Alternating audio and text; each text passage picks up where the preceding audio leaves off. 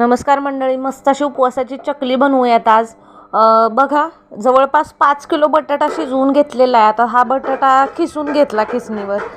बटाटा खिसून झाला की रात्री साबुदाणा भिजत घातलेला 1/4 घालायचा, म्हणजे 2-2.5 किलो साबुदाणा तुम्ही याच्यात घालू शकता. आता बघा, असा साबुदाणा मिक्स करून घ्यायचा याच्यामध्ये. आता याच्या आधी आपण बनवल्या होत्या त्या तिखटाची चकली बनवली होती.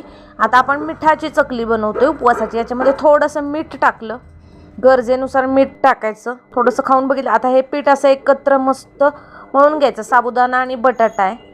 मी तुम्हाला म्हटलं तसं 1/4 प्रपोर्शन घ्यायचं.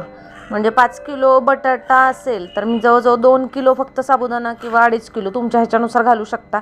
खूप जास्त घालायचं नाही. बघा, आपलं पीठ मळून तयार आहे. आता हे उपवासाची चकली मिठाची ती आपण बनवली. आता हे असं पीठ साच्यामध्ये किंवा शेवग्यामध्ये भरून